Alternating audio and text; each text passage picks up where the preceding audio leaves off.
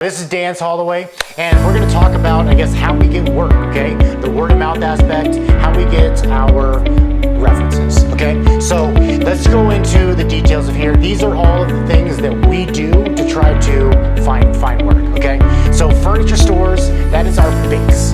So furniture stores, we go in all the time, the what we do and how we do it, all right? So we go in and do exactly that, okay? We tell them who we are and what we do, and then we give them food. We say, hey, here's some donuts, here's a thank you for any kind of referrals that you're gonna give us, and we try to let them know exactly what we do and how we do it, all right? There's a lot of, I do this with all furniture stores in my area, so there's about 50 in our entire area, and I've broken it down into a system to where we can see them and touch them and talk to them all within a 2-month period. So we do it, all of them, within that 2 months, and then we do it over and over and over again, okay?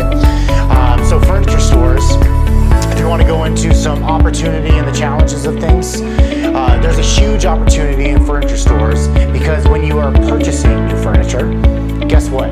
You probably already have pre-existing furniture, and what do you do with it? With that just means that everybody's talking about us all the time. We're constantly being referred, we're constantly being talked up, and this is a great way to keep on getting business, okay? And then so one of our other revenue streams, one of the other industries that we work with and that we're trying to develop is going into assisted living facilities. So assisted living facilities kind of just copy and paste mold of what we do with the furniture stores. So we have, there's a lot of assisted living facilities in the area. We go in, we tell them about us, who we are, what we do, and they're kind of unique because there's a unique need with assisted living facilities. So as residents are moving in, out, they have furniture. Dying. Yeah, exactly. It's part of the human process, right? So they can help with moving in. We can help with removing the furniture, once they move on. So that's kind of the unique, sort of niche within, assisted living facilities and why we think we can service them pretty well. And again, we have routes that we've established, so we're constantly staying in touch with people and just reminding them that we're there to be a great resource for them. A big key element of this is that the furniture stores, this is our base, okay? We started with furniture stores, one specific industry. Now you have to understand, Dance Holloway, we are a furniture removal specialist. So all of these industries, we're trying to figure out who can we touch that are getting rid of furniture to where we can intercept it before it gets in the trash, okay? So that's a big thing about this. Real estate offices, okay? So it's the same kind of thing. We just copied and pasted and made little edits into these other ones. Real estate, now it's harder to go into a real estate office. After COVID happened, essentially everybody works from home. They're always showing houses, and they're doing other things. It's hard to catch people in office. So a lot of that is cold call, email, a lot of things like that, and sending over our stuff. What I did notice is real estate has a huge opportunity because they're constantly dealing with the buying and the selling of houses, and when are you downsizing and getting rid of furniture? Why not take that opportunity when you're moving, right? But the challenge that we're seeing is that it's really hard to get in with real estate offices. So I'm sure that every single business out there that wants to do business with a real estate office, they're all calling and doing all that stuff. But how do we stand out? How do we make ourselves different? And how do we do it in a consistent manner to where we're going to make an effective approach? Yeah, and I think one of the unique sort of challenges of real estate and working with real estate agents is to offer them, real value proposition that they can sort of grasp. Because, we're doing a great service, we're providing a great, resource for them and their clients, which is, moving is a hectic time, whether you're buying or you're selling a house, figuring out what to do with your furniture and all the other logistics that go into that can be rather stressful. So that's why we're a great resource. But however, sort of articulating that to them and making them really see that this is a great value for them has proven to be a little bit difficult, especially since those people are, agents. They're more so focused on selling and, buying homes, right? They're not so focused on the logistics. More often than not, it seems like we probably have the clients deal with that type of stuff. Yeah. But again, we're just going to be a great resource. And this is the big thing to hit with that. This is a long-term thing. Like, you can't expect these businesses to just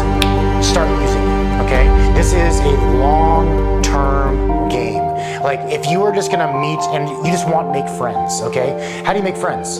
You know, you gotta go to the grocery store and you gotta talk to somebody. You gotta go to the bar and you gotta talk to somebody. You can't just be like, people will make friends with me. That's just not the way it works. You have to make that effort and you have to show that you're a valuable resource, all right? And then let's keep on going a little bit. So organizers, all right? These are professional organizers, all right? People that, you know, need their closets organized, need their entire life organized. They just need someone picked up for something, you know, just something that's going to make it easier for them in a lot of ways. Decluttering is a huge thing for organizers. And what is decluttering? It's getting rid of a desk. It's getting rid of a giant chair, that giant bookcase, or the outdated entertainment center. You know, like there's a lot of things that we have in our house that don't belong there anymore. In the 80s, in the 90s, and back, like people put pool tables in their basement.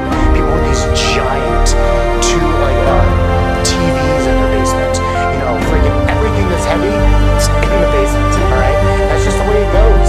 But you know, like we're here to try to capture the flames of the trash heap. Okay. And I guess one thing I do want to mention about the organizers, it's kind of a new age industry, right? A professional organizer, and we think we kind of fit into that, mold perfectly, because like you were saying, you know, decluttering, that's a big part of, you know, being organized. It's not having clutter in your home, so that's why we feel like we'd be a pretty good fit, and why we're reaching out to a lot of these organizers. Another thing I want to mention is that, you know, a lot of people don't have, you know, actual office spaces, so the way that, you know, we're making our touch points with them is, you know, via phone and email, basically cold calling, and generally speaking, they've been pretty receptive to, you know, what we have to offer, you know, for both them and their clients, you know, as a resource. So yeah, we have, you know, great hopes and aspirations for that industry. We just need to, you know, keep at it, keep doing our touch points, and hopefully, you know, penetrate a little bit more. Yeah. Our newest one that we just started dealing with is moving companies, okay? So again, we are a furniture removal business. Who touches furniture? Where is it going to be? Okay. If I'm not getting great results with real estate agents, who's doing the actual moving companies? Okay. A lot of these companies, you would think they do like junk removal, they do all this stuff, they try to, but in talking to them, now this is a new one. We just started talking to them, but it seems pretty promising. So we're going to find out how that works. But the overall response we got was that most of them do not do any kind of junk removal. They don't want it. They don't want to deal with it. Not at all, okay? But then there are companies that do. But the thing is when I did talk to them, it sounded like they don't really want to do it, but they just don't have a resource for it. And even the ones that don't do it don't have a resource for it. So we are creating our way of doing this, okay? Again, just like the furniture stores, we mastered the process. We have our systems. We touch each business we talk to 6 times a year, okay? And that's a lot, okay? Because all of these companies right here equals to about 250 companies. And that is a lot of businesses to be reaching out to on a constant basis. But instead of doing constant cold calls, it is cold in the beginning, and then it becomes warm because you talk to them all the time, and then it becomes friendly because like, hey, you know, I finally need you, man, and dude, you've been coming here forever, so you know, like this is a way to do things, all right? It's not about the reaction you get immediately. The long-term game of consistent effort, okay? Because if you just go in once, what is it going to do? All right, you might get some business from it. You could create a relationship from doing that one time, but the likelihood of that is pretty low. They're gonna forget about you like that. It is over, okay? I think one thing, you know, I think it's kind of self-evident, but one thing I really want to emphasize with, you know, all these various industries is that we're trying to generate consistent work. Right.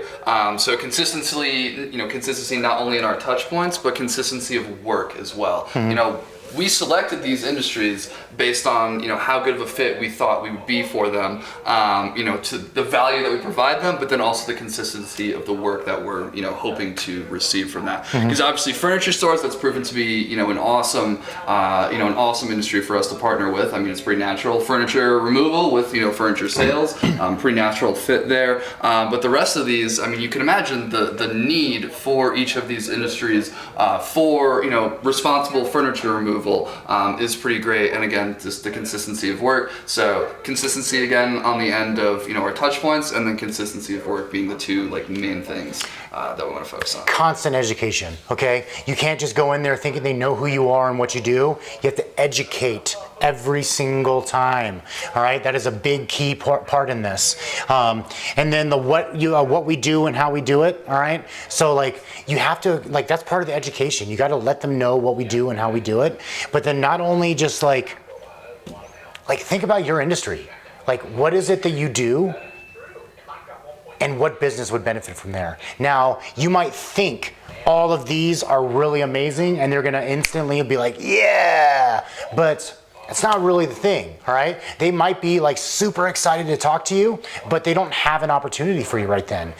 The way that this works, this is our base, okay? This is not an expensive way of network marketing. This is a very inexpensive, long-term approach, okay? So my furniture stores alone are probably, like $700-800 a month in food that I do, not counting my time of going, right? But at the same time, all of these other ones is just a quick little email. I don't do food for all of them because I'm not going into all of them. And even if I am going to an assisted living facility, I'm just talking to one receptionist. So like, am I gonna bring them a whole bag of donuts? What, like furniture stores, there's like 12 salespeople, here's something for everybody, right? So know what you're going into and how you're doing it, okay? This has nothing to do with Google. This has nothing to do with ads. This is something that is not instant work, but it takes a while. But the greatest part about it is that people are constantly talking about you.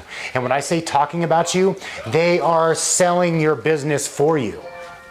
Understand that. And it's not that they're selling it perfect, it's just that they're selling it. And they're talking about you. And also, I guess one last thing that I was just kind of, wanted to bring up is know your audience, right? Know your audience, like know how you're speaking to each one of these, however it applies to you, right? Whatever industry you're in, know how you're going to approach them with, your value proposition might be slightly different for each industry. Because obviously, the way that we're, approaching furniture stores is very different than how we're, going into assisted living facilities, right? So yeah, just know your audience and adjust your messaging accordingly. Yep.